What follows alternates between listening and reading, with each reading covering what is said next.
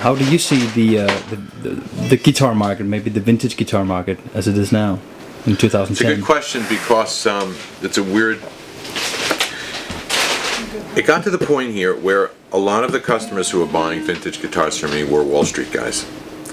Nothing against them, but guys who spend all their time in the accumulation of wealth, to me, tend to be boring. I much rather sell to passionate musicians. Now, some of those guys were passionate musicians, and it was my pleasure to sell to them. However, the guitars became a method of making money only, right? Most of us that are of a certain age got into this business because we love guitars.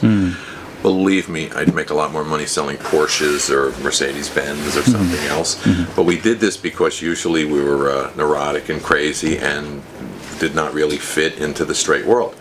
So that's how we ended up falling into the guitar market. Now I have two beautiful juniors, I mean just killer.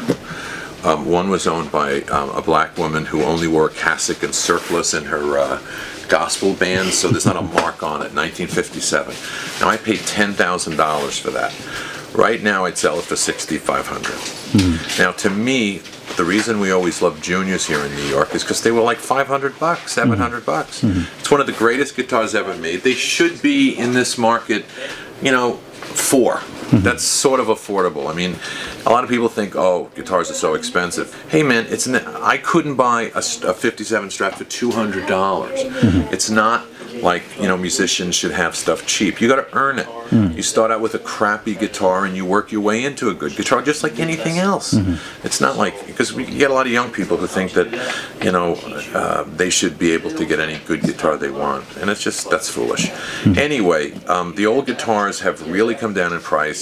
I don't see them going up anytime soon. They are starting to climb a little bit, but then it's going to take 7 to 10 years before they go back, and they will go back. If you've got a lot of money, you can do worse than park it into a couple of nice juniors, and you will make a lot of money on them. So, you know, if you the problem is when you have to sell something because you're making your mortgage, because everything that happened with houses and jobs happen with guitars. There's no difference.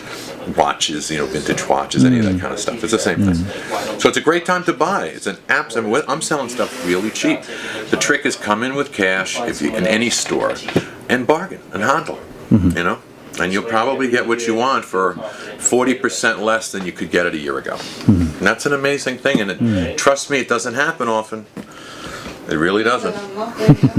And amps especially. I'm selling Fender amps that were $3,000 for, you know, $1,800. I just sold a gorgeous tweed Princeton, absolutely killer, for $1,000. Now I would buy that. In fact, I did buy that for $1,000 because that was, you know, $1,500, $1,600 amp all day. I saw those amps for around those prices on Arlington as well recently. They're just great, and they're great. I mean, and they're never going to go down in value because they sound better than anything else out there. So it's a good time to buy. Thanks, Dan. Sure.